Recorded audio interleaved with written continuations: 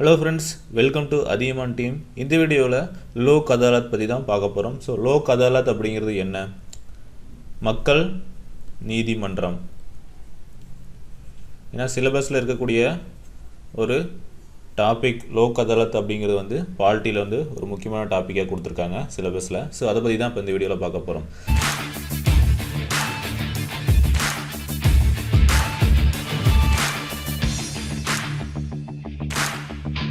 So இந்த லோக் அதாலத் அப்படிங்கிறது என்ன பண்ணுவாங்க? ஸோ லோக் அதாலத்னா என்ன அப்படிங்கிறது ஃபஸ்ட்டு தெரிஞ்சிருக்கணும். ஸோ லோக் அதாலத் அப்படிங்கிற வேர்டு நம்ம கேள்விப்பட்டிருப்போம். அதே போல் லோக்பால் இல்லையா, லோக் ஆயுக்தா,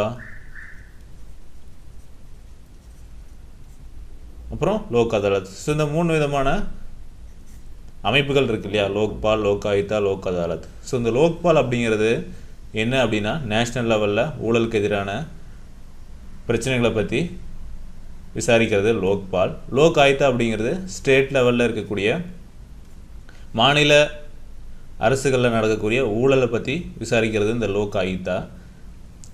சரிங்களா? ஸோ அதை பற்றிலாம் நம்ம தனியாக டீட்டெயிலாக பார்க்கலாம். இப்போ இந்த லோக் அதாலத் அப்படிங்கிறது மக்கள் நீதிமன்றம். இவங்க என்ன பண்ணுவாங்க அப்படின்னா, கோர்ட்டில் நிலுவையில் உள்ள வழக்குகள் இருக்கு இல்லையா, ஸோ அதை பற்றி விசாரிக்கிறது தான் இந்த லோக் அதாலத். ஸோ அதை பற்றி டீட்டெயிலாக பார்க்கலாம். ஃபர்ஸ்ட், இந்த லோக் அதாலத் அப்படிங்கிறது சமாதான நிலை மற்றும் சமரசம் மூலம் மக்களின் பிரச்சனைகளை தீர்க்க இந்திய அரசால் உருவாக்கப்பட்ட நீதிமன்றம் ஆகும். ஸோ இந்த டெஃபினிஷன் எப்படி இருக்குன்னு பாருங்கள். சமாதான நிலை மற்றும் சமரசம் மூலம் மக்களின் பிரச்சனைகளை தீர்க்க இந்திய அரசால் உருவாக்கப்பட்ட நீதிமன்றம். லோக் அதாலத் அப்படிங்கிறது, லோக் அப்படிங்கிறது மக்கள். ஸோ இந்தியில் லோக் அப்படிங்கிறது மக்கள், அதாலத் அப்படிங்கிறது நீதிமன்றம். சரிங்களா? அதனுடைய மீனிங். ஸோ அதனால் மக்கள் நீதிமன்றம். ஸோ மக்கள் நீதிமன்றத்தில் உடனடியாக தீர்க்கக்கூடிய ஒரு நீதிமன்றம் தான் லோக் அதாலத் அப்படின்னு சொல்லுவாங்க. ஸோ இதில் எப்படி வழக்குகள் தீர்க்கிறாங்க அப்படின்னு பார்த்தீங்கன்னா, சமாதான நிலை மற்றும் சமரசம். 2 பேர், இப்போ 2 கேஸ் இருக்குது, ஒரு கேஸ் இருக்குது அப்படின்னு பார்த்தீங்கன்னா அதில் 2 பார்ட்டி இருப்பாங்க இல்லையா, குற்றம் சுமத்தப்பட்டவர்கள், அப்புறம் யார் மேலே சுமத்திருக்காங்களோ அவங்க வந்து 2 பேர் இருப்பாங்க. ஸோ அவங்க 2 பேரையும் கூப்பிட்டு, 2 தரப்பையும் கூப்பிட்டு சமாதானமாக பேசி, ஸோ இந்த மாதிரி இருக்குது இந்த பிரச்சனை, ஸோ இது சமாதானமாக போய்க்கிறீங்களா அப்படிங்கிற மாதிரி ஒரு கிட்டத்தட்ட ஒரு கட்ட பஞ்சாயத்து லெவலுக்கு வந்து இந்த நீதிமன்றங்கள் வந்து செயல்படும். சரிங்களா? ஸோ அதுதான் வந்து சமாதான நிலை மற்றும் சமரசம். ஊரில் எப்படி கட்ட பஞ்சாயத்து பண்ணுறாங்க, அதே தான் லோக் அதாலத் அப்படிங்கிற பேரில் வந்து இது வந்து நடக்கும். சரிங்களா? இந்திய அரசால் உருவாக்கப்பட்ட ஒரு நீதிமன்றம் இது. சரி, இதில் எப்படி என்னென்ன கேஸ்லாம் வந்து இங்கே வந்து வரும், என்னென்ன வழக்குகள் வந்து இந்த லோக் அதாலத் நீதிமன்றத்துக்கு கொண்டு வரோம் அப்படின்னு பார்த்தீங்கன்னா, நாட்டில் உள்ள அனைத்து நீதிமன்றங்களிலும் நிலுவையில் உள்ள வழக்குகளின் எண்ணிக்கையை விரைவாக முடிவுக்கு கொண்டு வர சுப்ரீம் கோர்ட் உத்தரவின்படி, சரிங்களா, சுப்ரீம் கோர்ட் உத்தரவுப்படி இந்த வழக்குகள் எல்லாத்தையும் இந்த லோக் அதாலத் நீதிமன்றத்துக்கு கொண்டு வருவாங்க. ஸோ இது எப்படி நடக்கும் அப்படின்னு பார்த்தீங்கன்னா, ஸோ இது வந்து குறிப்பிட்ட டைம் இன்டர்வலில் நடக்கும். 2 மாதங்களுக்கு ஒரு முறை நடக்கலாம். 2வது சனிக்கிழமை லோக் அதாலத் அப்படிங்கிற நீதிமன்றம் வந்து நடத்தப்படுது. ஸோ இந்த மாதிரியே நடக்கலாம். இல்லாட்டி பர்மனண்ட் லோக் அதாலத் அப்படின்னும் இருக்குது. சரிங்களா? ஸோ பர்மனண்ட் லோக் அதாலத் அப்படிங்கிறது வந்து எப்பயுமே நடந்துக்கிட்டே இருக்கும். அப்புறம் மொபைல் லோக் அதாலத், அதாவது ஸோ வாகனங்களில் ஒரு இடத்துலேருந்து இன்னொரு இடத்துக்கு போயிட்டு விசாரிக்கிற நீதிமன்றங்களும் இருக்குது. ஸோ இதை பற்றிலாம் கேள்விப்பட்டிருப்பீங்க. ஸோ நிறைய நம்ம இது வந்து சினிமாவில் கூட நிறைய பார்த்துருப்போம் இல்லையா, மொபைல் நீதிமன்றங்கள் அப்படின்னு சொல்லிட்டு பார்ப்போம். வாகனங்களில் வந்து ஒரு இடத்துலேருந்து இன்னொரு இடத்துக்கு போயிட்டு ஸோ அந்த கேஸுகளை வந்து அங்கங்கேயே அப்பப்போவே முடிச்சுட்டு இந்த ஃபைன் போடுறது அப்படிங்கிறதெல்லாம் நம்ம வந்து பார்த்துருப்போம் இல்லையா. ஸோ இதெல்லாம் வந்து இந்த லோக் அதாலத் நீதிமன்றங்கள் தான். சரிங்களா? ஸோ இதனுடைய ஒரே நோக்கம் என்ன அப்படின்னு பார்த்தீங்கன்னா, முக்கியமானது நிலுவையில் உள்ள வழக்குகளை வந்து விரைவாக முடிக்கணும். சரிங்களா?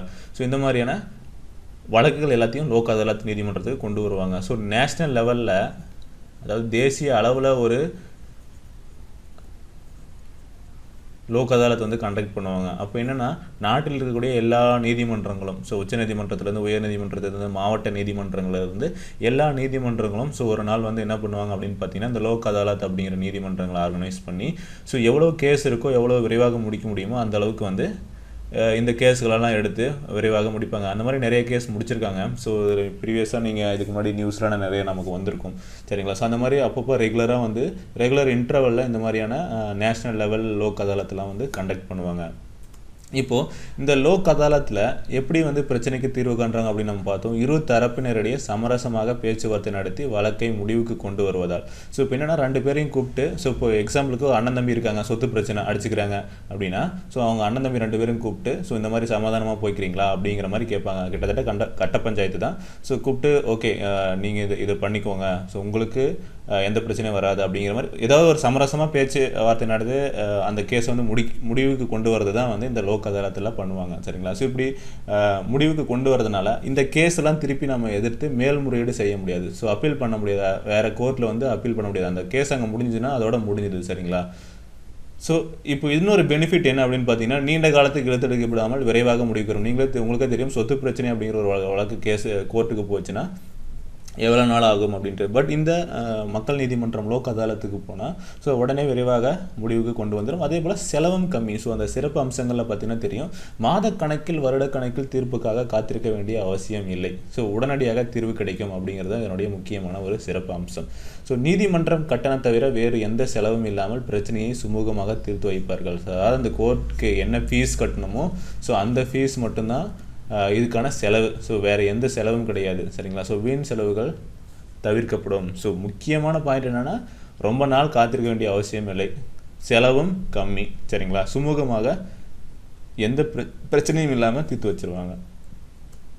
ஸோ என்னென்ன கேஸ்லாம் வந்து இந்த லோக் அதாலத் மக்கள் நீதிமன்றத்துக்கு கொண்டு போகலாம் அப்படிங்கிறது பாருங்கள்.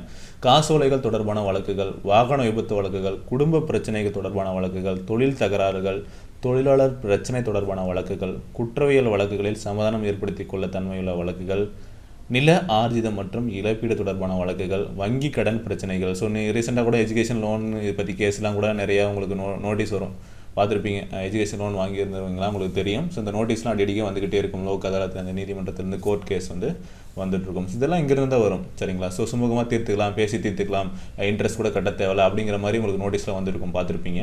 ஸோ இந்த வங்கி கடன் பிரச்சனைகள், வாடகை விவகாரங்கள், விற்பனை வரி, வருமான வரி மற்றும் மறைமுக வரி தொடர்பான பிரச்சனைகள். ஸோ இந்த மாதிரியான கேஸ் மட்டும்தான் இந்த லோக் அதாலத்தில் வந்து எடுத்துக்கிறாங்க. சரிங்களா?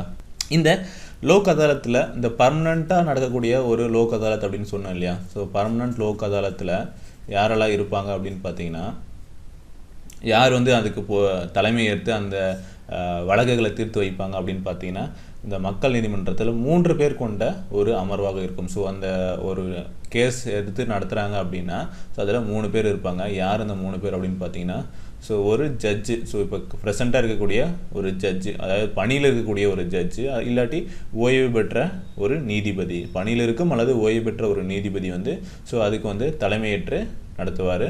அதுக்கப்புறம் 2 நபர்கள் இருப்பாங்க. ஒருத்தர் வந்து சோசியல் ஒர்க்கர், சமூக நல பணியாளராக இருப்பார், இல்லாட்டி பொதுநல ஊழியர். ஸோ இதில் யாராவது ஒருத்தர் வந்து இருப்பாங்க. அதுக்கப்புறம் ஒரு அட்வொகேட். ஸோ இந்த 3 பேர் தான் இந்த அமர்வில் வந்து இருப்பாங்க. சரிங்களா? இந்த வந்து பர்மனெண்ட் லோக் அதாலத்தில். ஸோ இந்த 3 பேரும் சேர்ந்து இந்த வழக்குகளை விரைவாக முடிப்பாங்க. சரிங்களா? ஸோ இந்த 3 பேர் தான் இந்த மக்கள் நீதிமன்றத்தில் கொண்ட அமர்வு. அடுத்து ஸோ இந்த லோக் அதாலத் அப்படிங்கிறது ஃபஸ்ட்டு எப்போ நடந்தது அப்படின்னு பார்த்தீங்கன்னா, குஜராத் மாநிலத்தில் தான் ஃபஸ்ட்டு வந்து இந்த லோக் அதாலத் அப்படிங்கிறது வந்து மக்கள் நீதிமன்றம் நடந்தது. ஸோ அந்த பிளேஸ் என்னென்னு பார்த்தீங்கன்னா ஜுனாகர். எப்போ அப்படின்னு பார்த்தீங்கன்னா 1982 வந்து இந்த மக்கள் நீதிமன்றம் குஜராத் மாநிலத்தில் முதலாக நடைபெற்றது. ஸோ இதுதான் லோக் அதாலத் பற்றிய முக்கிய தகவல்கள். ஸோ இதே போல் இன்னும் சில முக்கியமான தகவல்கள் பற்றி அடுத்த வீடியோவில் பார்க்கலாம். நன்றி, வணக்கம்.